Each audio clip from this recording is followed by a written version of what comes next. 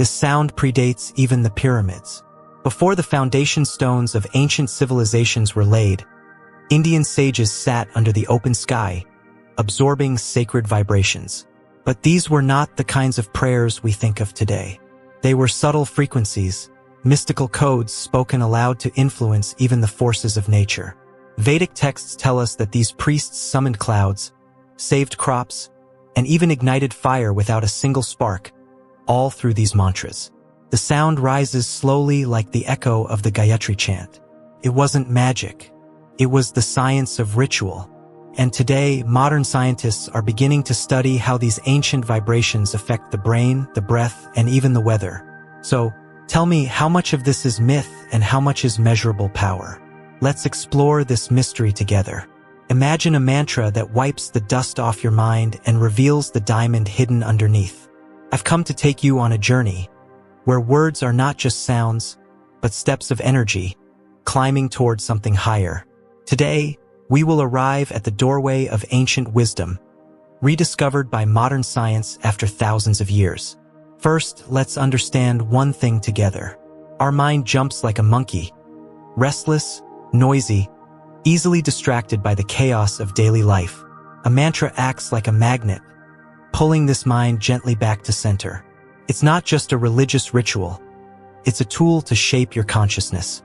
A sound-sculpted stone on which you can carve your new destiny. Imagine if subtle sound waves could speak directly to your bloodstream or unlock new paths within your brain. If that's true, then this knowledge shouldn't be limited to temples or ashrams. That's the secret we'll uncover today.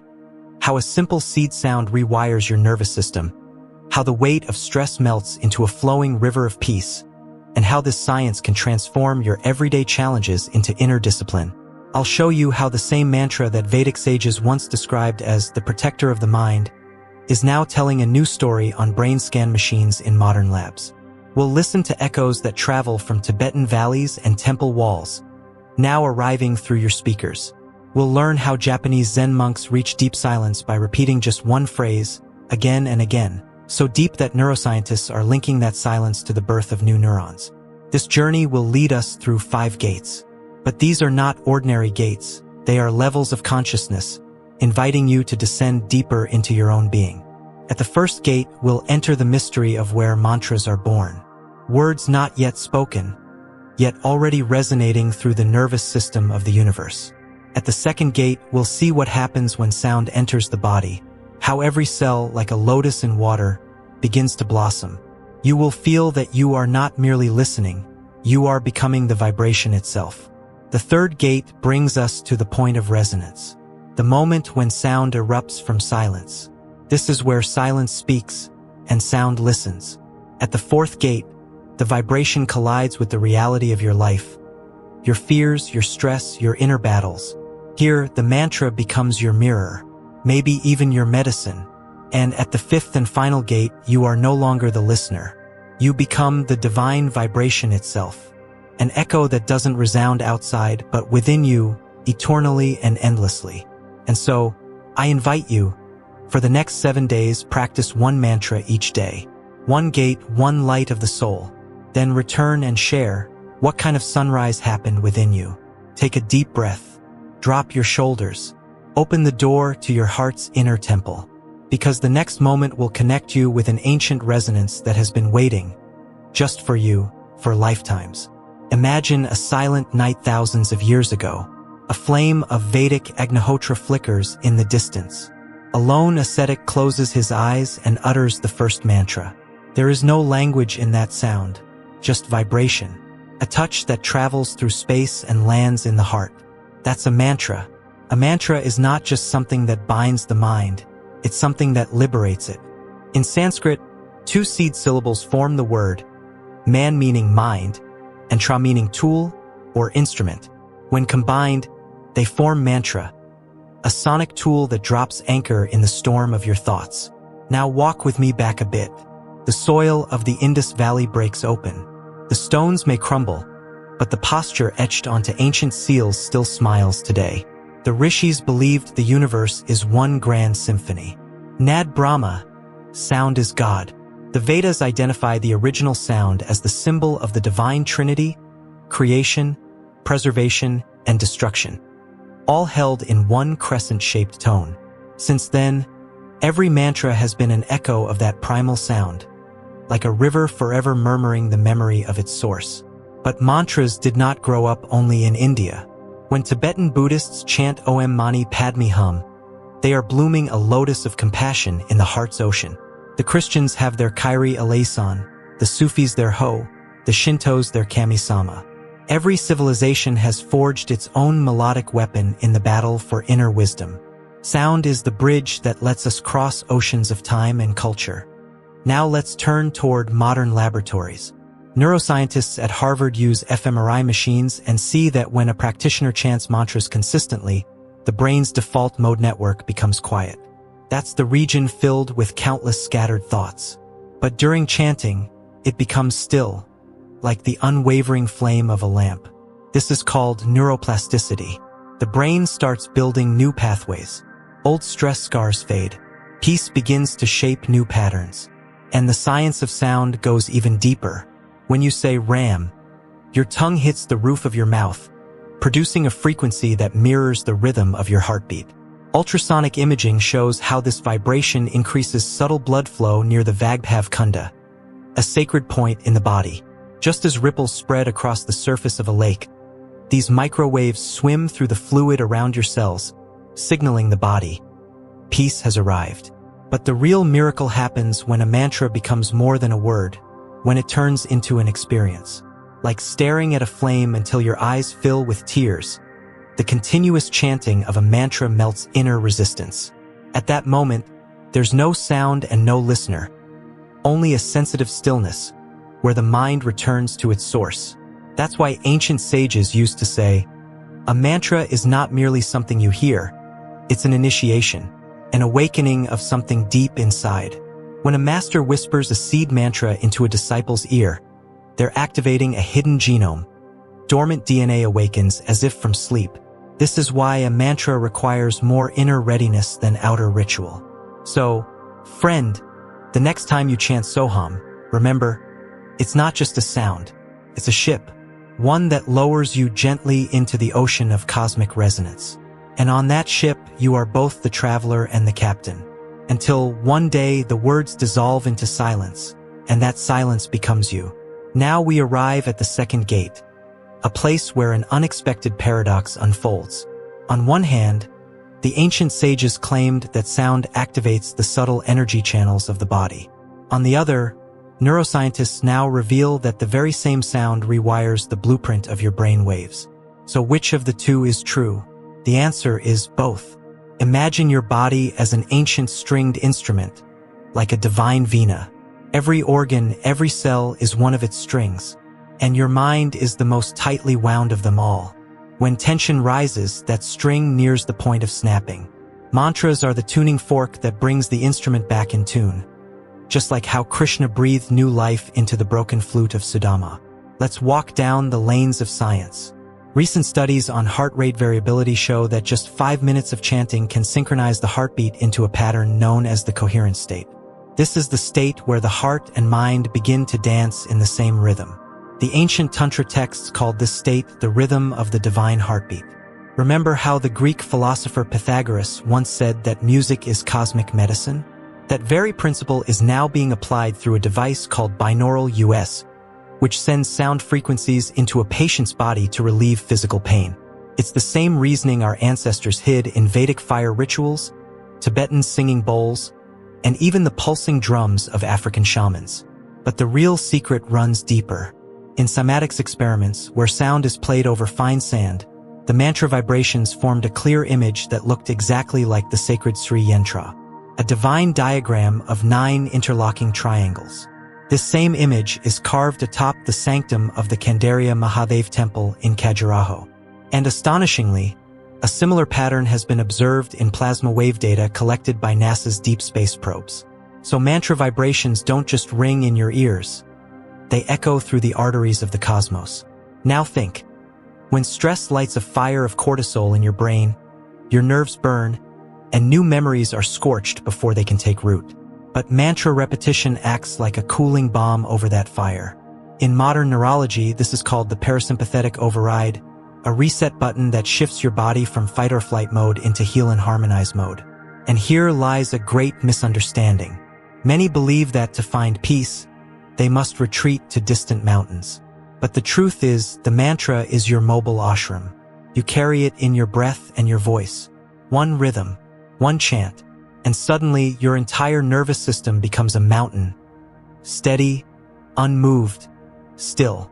Now close your eyes for a moment and listen. The next time you chant Soham, know this: So is the rising note of your inhale, and Ham is the falling note of your exhale.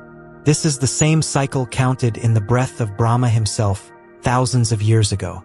And it's this cycle that gradually shifts your brain waves from delta to alpha, alpha to theta, until your body sleeps but your consciousness awakens. This is the forgotten truth. A mantra is not limited to a wooden rosary. It is the key to retuning your DNA. That's why the sages said, the world was born from sound. And when that sound returns to its source, the mountains bow and the oceans go still. Now step through the third gate. This is the place where a mantra stops being an idea and becomes a direct experience. Picture this: a deserted night inside an ancient sun temple. Etched onto its walls is the same Sri Yentra whose form emerged from sand in the cymatics lab. As the first light of dawn touches those sacred triangles, the sanctum fills with golden fire, as if the stone is drinking in the sun itself. The same transformation can happen within you. If you let the mantra stand firm like stone, and allow your consciousness to fall on it like sunlight, your inner sanctum will also ignite. Think of your heart as a hidden temple. In the center of its ceiling hangs a subtle yantra, a geometric gateway. Each time you chant Aum Namah Shivaya, this inner yantra begins to turn ever so gently, fueling the dormant energy inside you. In tantric science, this is known as the heart lotus chakra, the secret blueprint of the cosmos tucked inside your chest. Now listen to this story. In Cambodia's Angkor Wat, there are 2 days each year when the sunrise aligns perfectly with the temple's central tower. Western astronomers call it the architecture of the sky. But ancient legends say that the temple was actually designed on the waves of mantra chanting. The architects spent months repeating the Gayatri mantra as they drew their blueprints. Those vibrations gave destiny to every brick, aligning the structure in perfect harmony with the sun. Even the Kaila Devi temple in the Rajasthani desert knows this secret. On the victory pillar, 729 sacred figures are carved, the same number as the pulse count of Aum as described by Patanjali in his texts on pranic velocity. This is no coincidence.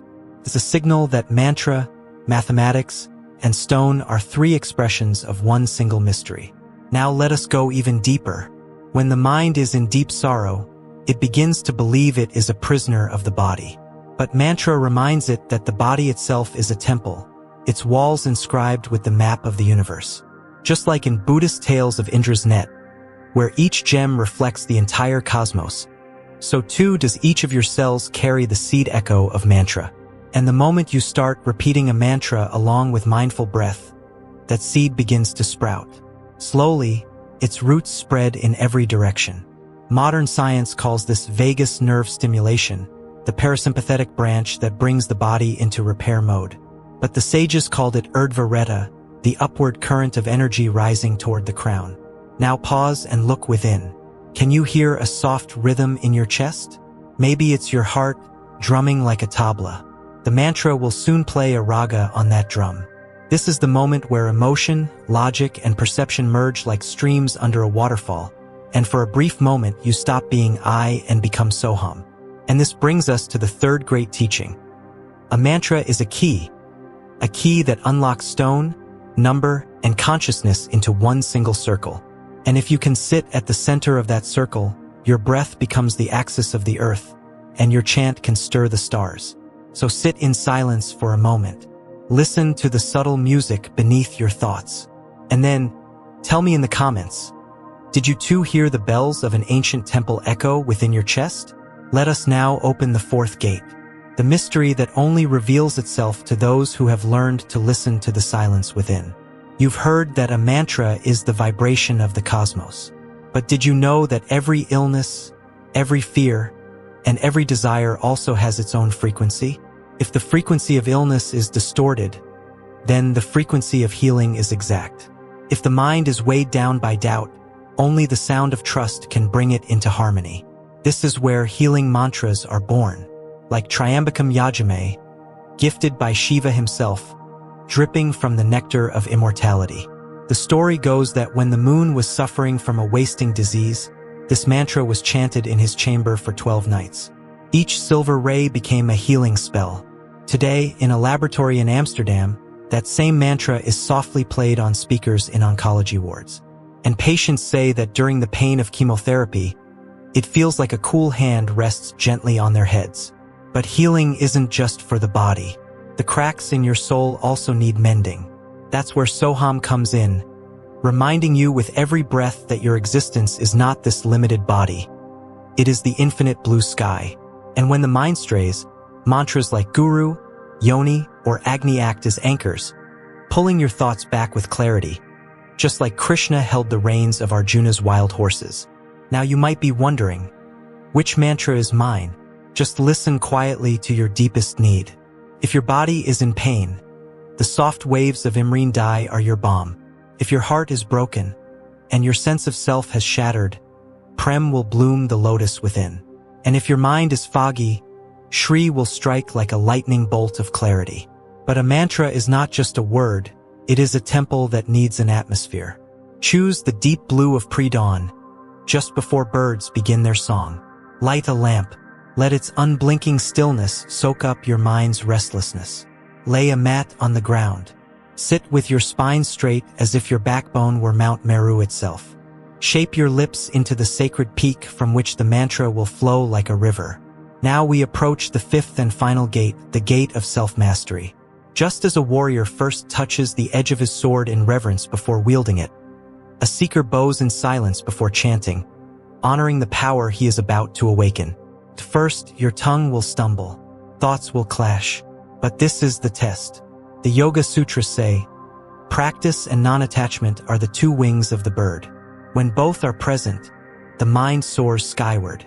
So, for 7 days, listen to your own sound just 21 times a day, and write down what changes inside you. You'll notice something strange. Even the noise of city streets won't shake your peace. In the middle of heated meetings, a cool stream will flow within, and goals that once felt blurry will suddenly shine like sunbeams stretching across the sky. This is the sacred architecture of mantra, the clear lines etched on the inner walls of your being, where confusion has no place. Now we return to the ultimate truth. A day will come when the mantra will no longer leave your lips. It will arise from your heartbeat. Your breath will no longer be mere air, but a flowing river of resonance. And every step you take on the earth will imprint an invisible Sri Yantra as if the universe itself were echoing your presence. So welcome this moment. Write in the comments, I am listening. Let this be your blessing to this wave so it can ripple further. And if your awareness has climbed a new stair today, then become part of this journey. For centuries, we've stood outside those ancient temple gates. Now we stand before them, together. This is only the beginning. In the next breath, we will unveil deeper mysteries. Nad Brahma, the sound of the divine, is sleeping within you. Awaken it, and show the world that silence is the highest mantra. Having passed through all the gates, we now arrive in the eternal sanctum, where there is no beginning and no end. Here, sound and silence dissolve into one radiant beam, and that beam whispers to you, you are the very sound you've been searching for. Remember, when the universe first uttered Aum, it wasn't alone. Inside that sound were the names of all of us, just as a river carries the memory of the ocean in every drop. When you chant a mantra, you are not simply making sound. The cosmos is singing back through your voice. This is the place where history, science, religion, and philosophy hold hands. The rishis said, Tatvamasi, you are that. Kabir sang, where are you looking, my friend? I'm right here, beside you. And today, quantum physics is saying the same thing. All particles swirl in one invisible web. The words may differ, but the note is the same. Everything is connected, and the living bridge between it all is your consciousness. Now close your eyes and look within. Do you see that lamp glowing in your heart? the one just lit by the mantra's flame? It didn't eliminate the darkness. It transformed the shadows into golden light. This is the final teaching. What was once your darkness can become your radiance. What was once your obstacle can become your staircase, if you bathe it in the vibration of the mantra. In this moment, remember, you are not just a listener. You are a co-creator of Nad Brahma. When you say Soham, the universe learns your language. And when you fall into silence, the gods chant that silence as their mantra. So, dear friend, from this day forward, greet your first breath each morning as your first mantra. And every night, before sleep, place your hand on your heart and say, I am a part of the divine sound that never stops. You'll find that in the tangle of life, you are not pulling the threads alone. The whole cosmos becomes your helping hand, and the knots begin to untie themselves. And when life begins to overwhelm you, remember, the ocean isn't swallowing you. It's inviting you to merge with it. So take a deep breath, chant your mantra, and flow with it, because in the end, your inner voice and the great cosmic vibration will settle into the same eternal rhythm. A rhythm that never ends. A sacred music that is always playing.